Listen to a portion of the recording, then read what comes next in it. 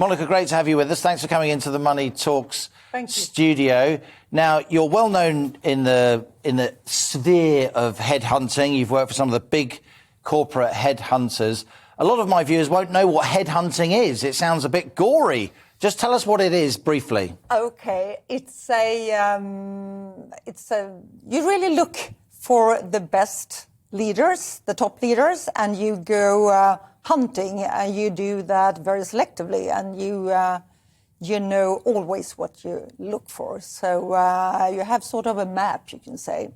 And it's not about recruitment, it's really about pinpointing the profiles, the leaders you really want to speak to. So it's like a very, very, very sophisticated corporate dating agency, because you're having to approach people who are already in some quite big, important jobs. Absolutely. And if their colleagues knew they were being approached, stock markets might start going bananas and so on. Yep. So there's lots of intrigue, there's lots of skill.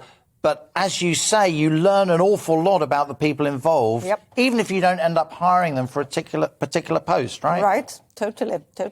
So, of course, and so you become sort of a data mining place yourself, and you know a lot about people. You get to know a lot about businesses, and I have to say you also get sort of influenced by all these great and interesting people you speak to.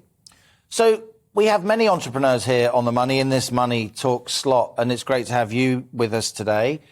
I always ask entrepreneurs, what made you an entrepreneur? You had a fantastic job. I won't mention it, but you worked for really the top headhunters in Europe, really, and you were a very senior and well-known person.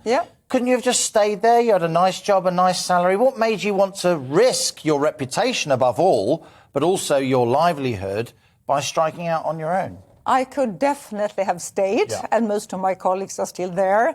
I have been all my life an intrapreneur without really knowing it, because I was that already when I was a headhunter with these large firms. So, but then after a number of years, I spotted this opportunity. I like to improve things. And I noticed certain things in business and with people in business that made me think this could be done much better. And I can't refrain from going that path when I spot it. So, and I also like to do challenging things, I like challenges. So when you were engaged in these searches for senior executives, men and women across all different sectors, finance or manufacturing or the arts or public sector, whatever it was, you'd learn lots and lots about people that might not be instantly relevant. So what does BoardClick do to kind of hoover up all that often confidential information? How do you then make that available in a way that doesn't breach the confidences upon which your business depend? So Sorry, I like asking tough questions. It's a long question as well. So BoardClick, in the first place, BoardClick is an analytics platform that enables CEOs and boards to build better companies, sustainable companies. And what I noticed was that we all, as headhunters, we look for the best talent, top talent, the best leaders, the greatest and the best.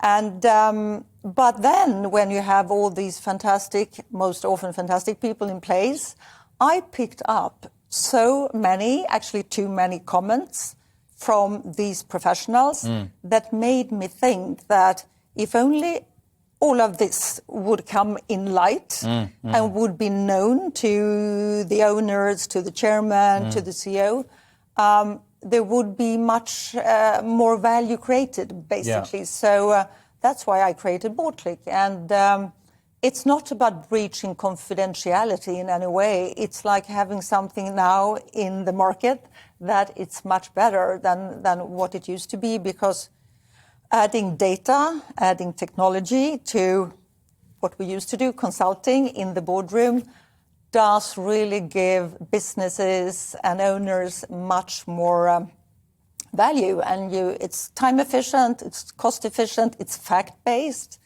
and it's all about transparency business these days. And with data and technology and a platform like BoardClick, you offer transparency to the very top, and it's important to know and understand that you set the tone from the top in businesses. Now, you've worked a lot across different countries in Europe and elsewhere, Monica, but most of your professional life has been, I think it's fair to say, focused on the UK. What do you think about the amount of corporate talent we've got here in the UK, both homegrown, if you like, and imported? People have come from all over the world to work, not just in London, of course, but in Manchester, Sheffield, our big cities, up in Scotland and Wales too.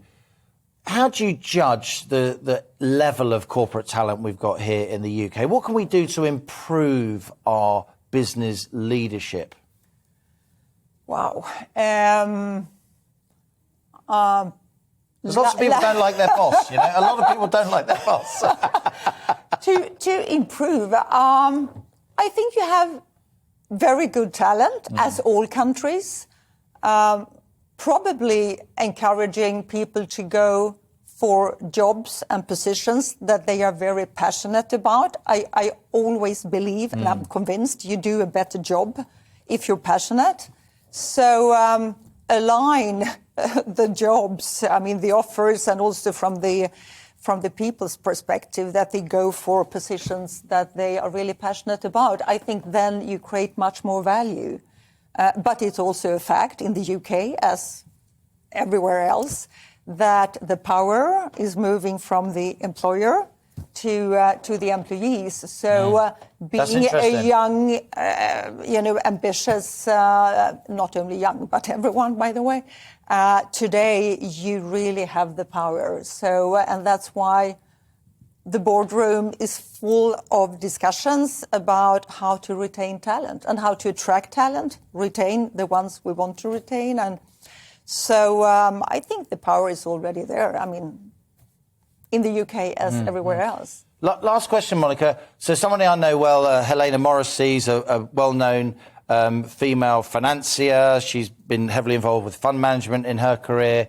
She's now in the House of Lords. She's campaigned for many years for more women to be on boards. That's clearly improved enormously, certainly in the FTSE 100, the leading sort of 100 UK-listed firms, the biggest firms anyway. Do you think our boardrooms are diverse enough? Clearly there's more female representation. We're working on getting more ethnic representation. Have we got enough socio-economic representation? Or is, at the very top, is the UK, when it comes to corporate leadership, is it still a bit of a closed shop?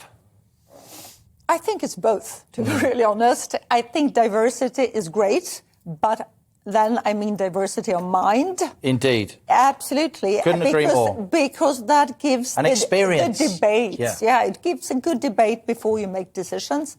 So if you have it enough in the UK, I think partly, but it could definitely improve, as in all countries. But then again, diversity of minds. We fully agree. Monica Lagercrantz, fantastic to talk to you, and good luck with BoardClick. I'll be watching what happens, and you're welcome here on the show. Thanks for being my latest guest on Money Talks. Thanks.